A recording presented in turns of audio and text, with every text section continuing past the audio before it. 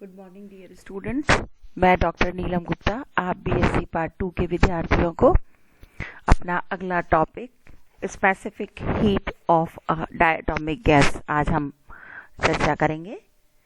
द्विपरमाणु gas की विशिष्ट ऊष्मा क्या होती है, किस प्रकार से हम द्विपरमाणु अणु की विशिष्ट ऊष्मा को ज्ञात करते हैं। हम यह जानते हैं कि द्विपरमाणु अणु की क्या स्थिति है। पहले हम इसको 1 मिनट के लिए चर्चा कर लें। एक द्विपरमाणु अणु को 2 बिंदु द्रव्यमान वाले परमाणुओं से मिलकर बना हुआ मान सकते हैं, जिनके मध्य हम यह कंसीडर करते हैं कि दूरी बहुत कम होती है, अल्प दूरी की होती है, और द्विपरमाणु अणु की जो संरचना है वह डंबल के शेप की होती है। इसका मायने क्या हुआ कि द्विपरमाणु अणु को जब हम इसकी गति की बात करते हैं तो द्रव्यमान केंद्र के सापेक्ष स्थानांतरीय गति के अलावा, ट्रांसलेशनल मोशन के अलावा, इसमें 2 प्रकार की और भी ऊर्जा हो सकती है। पहली ऊर्जा हम मानते हैं कि द्विपरमाणु अणु की संरचना पूर्णतया चूंकि दृढ़ नहीं है, अतः दोनों परमाणुओं को मिलाने वाली रेखा के अनुदिश अणु कंपन कर सकते हैं, जिसके कारण इनके पास कंपन ऊर्जा होगी। और दूसरा, चूंकि इसके द्रव्यमान केंद्र के सापेक्ष घूर्णन गति के कारण इस द्विपरमाणु अणु में घूर्णन गतिज ऊर्जा होगी। इस प्रकार एक द्विपरमाणु अणु में 3 प्रकार की गति के कारण संबंधित ऊर्जाएं हो सकती हैं। किसी भी डायटोमिक गैसेस की यदि हम बात करें, the molar specific heat of a monoatomic ideal gas at constant volume was obtained that was equal to 3/2R। यह प्रायोगिक परिणामों के द्वारा प्राप्त किया गया था कि मोनोएटॉमिक आइडियल गैस की यदि हम नियत आयतन पर मोलर स्पेसिफिक हीट निकालें तो वो हमारी 3/2R के बराबर होती है। ये जो रिजल्ट्स थे वो हमारे एक्सपेरिमेंटल वैल्यूज के साथ भी बहुत अच्छे एग्रीमेंट के साथ थे। अब हमने मोनोएटॉमिक आइडियल गैस के पश्चात प्रयास किया कि डायटोमिक गैसेस की भी स्पेसिफिक हीट को निकाला जाए या पॉलीएटॉमिक मॉलिक्यूल्स की गैसेस को भी कंसीडर किया जाए। यदि मान लो हम यह कंसीडर करें कि किसी भी मॉलिक्यूल की जो एनर्जी है that does not depend upon the position coordinates, क्योंकि सेंटर ऑफ मास के रिस्पेक्ट में जो उसके position coordinates along the x axis, y axis and z axis होंगे, और there is no potential energy amongst the molecules of the gases, then the partition function of the gas will be proportional to V. In case of the monoatomic gases and the gas equation, that will be equal to PV is equal to nRT. But it is observed that the specific heat of polyatomic gases is different from the monoatomic gases because there may be internal energy in the molecule due to rotation or vibration or electronic excitation, or may be some other reason. Say for example, if the heat is given to the polyatomic gases, its one part is available for the increase in translational kinetic energy and the rest is available for the increase in molecular internal energy.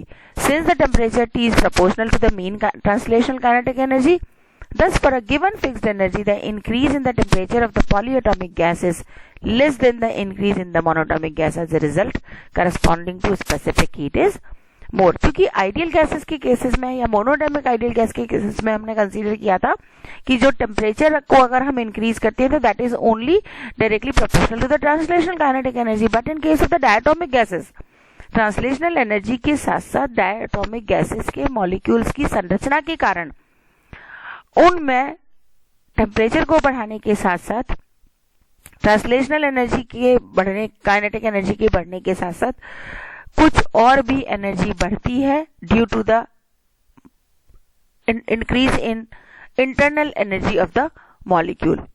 इसलिए kinetic energy, इसलिए monoatomic gases के corresponding यदि हम polyatomic gases को consider करें तो उनकी specific heat ज्यादा होती है। सबसे पहले हमने कंसीडर किया कि क्लासिकल थियरी हमने कंसीडर करें एक बार specific heat of diatomic gas. चूंकि हमने यह मान लिया था या हमने देखा कि डायटोमिक मॉलिक्यूल्स जो हैं वो डंबल शेप्ड के होते हैं, जिसमें 2 एटम्स होते हैं। दोनों एटम्स के जो मासेस हैं वो बहुत छोटे होते हैं और दोनों एक दूसरे से अल्प दूरी पर होते हैं, तथा उस डंबल शेप डायटोमिक मॉलिक्यूल कि जब एनर्जी को अगर हम कंसीडर करते हैं तो that energy is associated with the 3 translational degree of freedom of diatomic molecule, that is equal to 1/2 kT, exactly same as in case of the monoatomic gas.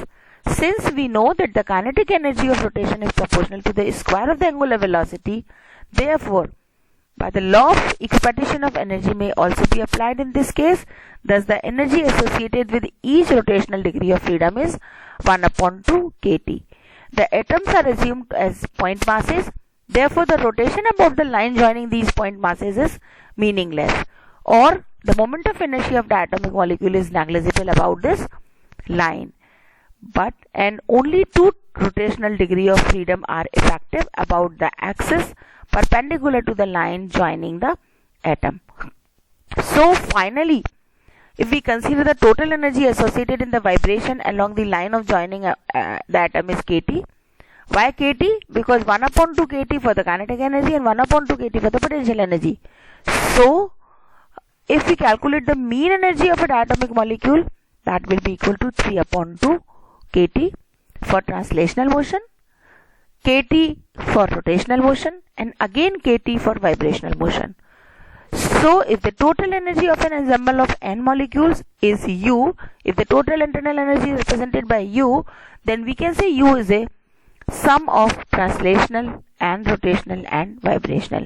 So the mean translational internal energy and kinetic energy, mean translational energy is 3/2 nkt. Rotational energy is nkt. Again the vibrational energy is nkt. So this U is equal to 3/2 nRT plus nRT plus nRT, where n is equal to capital N upon Na.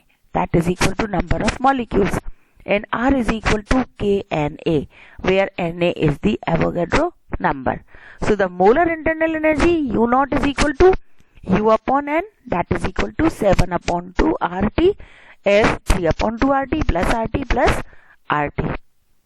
Thus the molar specific heat, which is the specific heat internal change in internal energy with respect to temperature keeping the volume constant, that is denoted by Cv.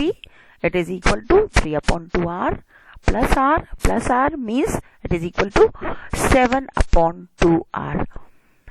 Above mentioned classical theory is not in good agreement with the experimental result.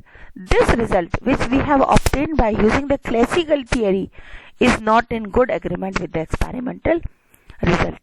A graph is plotted between the experimental value of molar specific heat of hydrogen gas and temperature.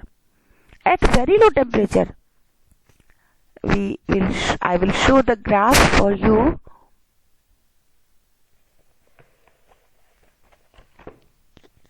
You can see along the x-axis we have the temperature, along the y-axis we have the molar specific heat. So at very low temperature, Cv is equal to 3/2, you can see in this graph, which is the same as that case of the monoatomic gases.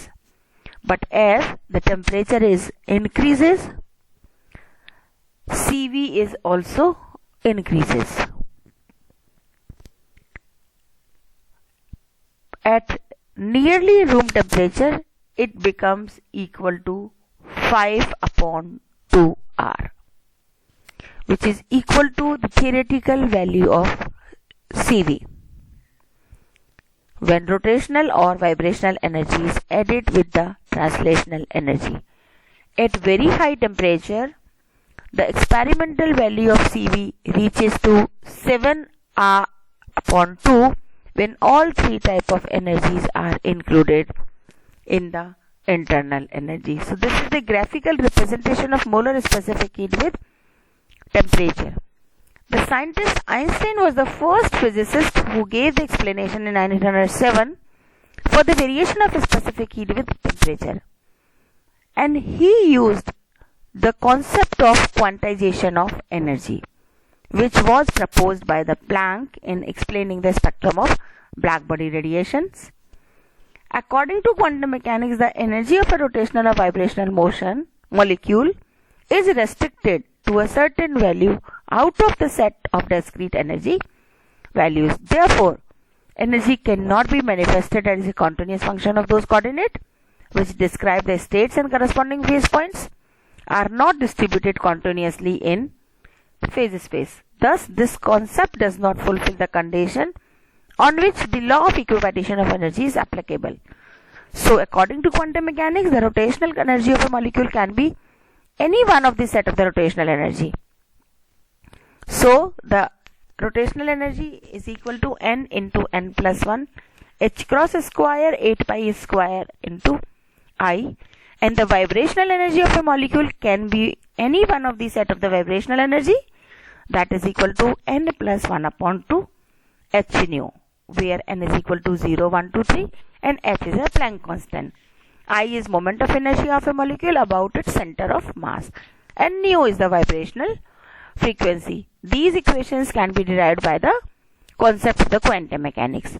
So, for determining the distribution of molecule in the possible energy states, let us first determine the partition function for vibrational and rotational motion of molecule.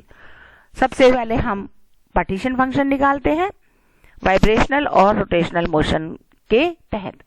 So, the vibrational partition function is equal to Z vibrational is equal to summation, where n is varying from 0 to infinity, exponential of minus E upon kT, but here this E is considered as epsilon vibrational for the vibrational motion of the molecule, that is equal to summation n is equal to 0 to infinity exponential minus of n plus half h nu upon kT, or it is represented as exponential minus n plus half theta v upon t, where theta v is known as the characteristic temperature and its dimension is same as that of the temperature. So, the vibrational frequencies of the diatomic molecules lie in the infrared region of electromagnetic spectrum. By the study of emission and absorption spectrum, the vibrational frequency nu as well as characteristic temperature theta v can be determined. So, again by rewriting equation number 6, this vibrational partition function is exponential minus theta v upon 2t within the bracket 1 plus exponential minus theta v upon t plus exponential minus 2 theta v upon t and so on. Using the sum of the geometric series, this partition function of vibrational motion is equal to exponential of minus theta upon v upon 2t within the bracket 1 upon 1 minus, it should be plus, I think, 1 upon 1 plus exponential minus theta v upon t. So, the number of particles in a vibrational energy state is equal to n is equal to n 1 minus exponential minus of theta v upon t upon exponential of minus theta v upon 2t, and exponential of this minus n plus half theta v upon 2. After simplifying this, we will get n exponential minus n theta v upon t into 1 minus exponential minus theta v upon t. After substituting n is equal to 0, 1 and 2, we have the three values as n0, n1 and n2. As at very low temperature where theta is very less than theta v, all the exponential terms are nearly equal to 0. In that case, n0 is equal to n, and n1, n2, n3 all are equal to 0. So, at 0 Kelvin, all the molecules are in a minimum energy vibrational state. Since the minimum energy of the vibrational state is h nu upon 2, as a result, at 0 Kelvin, total vibrational energy of the system will be equal to n h nu upon 2. So, at absolute 0 temperature, 0 Kelvin is not that temperature where the total energy becomes 0. It is that temperature where the molecules remains in a minimum possible energy state. Above 0 Kelvin, all the energy states are filled up with a certain limit. Thus, the total energy of the system at any temperature is given by U is equal to summation of epsilon I Ni. Substituting equation number 5 and 9 and then solving this equation number 10, we'll get U is equal to n k theta v 1 upon 2 plus exponential 1 upon exponential theta v upon t minus 1. Hence, the mean energy of an oscillator is epsilon is u upon n is equal to k theta v within the bracket 1 upon 2 plus exponential theta v upon t minus 1. Thus, in quantum mechanics, the mean energy of an oscillator is a complex function of temperature. This result is in contrary to kT obtained from the classical mechanics. At very low temperature, when theta t is very less than theta v, the exponential term in equation number 11 is very large. Therefore, epsilon is k, mean value of energy is k theta v upon 2, or it is equal to 1 upon 2 h nu. As proved earlier that at very high temperature, when t is very greater than theta v, the exponential term can be written as 1 plus theta v upon t. So, 1 upon exponential of theta v upon t minus 1 is almost equal to t upon theta v. That is very greater than 1 in case when the t is very greater than theta v. So, in equation number 12, this 1 upon 2 can be overlooked in comparison to 1 upon exponential of theta v minus, upon t minus 1 for the very high temperatures. Thus, this mean energy of an oscillator is equal to k theta v t upon theta v is equal to kT. That means at very high temperature, the mean energy obtained by quantum mechanics is same as obtained using the classical mechanics. If n is equal to the Avogadro number, then the total internal energy per molecule is equal to U, and that is equal to R theta v 1 upon 2 plus exponential of theta v upon t minus 1, where R is equal to Nk. So the molar specific heat is given as Cv, that is equal to del U over del T, keeping the volume constant, is equal to R theta v upon T whole square exponential of theta v upon T upon exponential of theta v upon T minus 1 whole square. So when theta T is very small in comparison to theta v, your specific molar specific heat vibrational for the vibrational case is almost equal to 0, and when T is very greater than theta v, it is approaches to R. So this is in agreement with the experimental value. So this is all for today. In the next class, we'll consider the specific heat of solids. Thank you.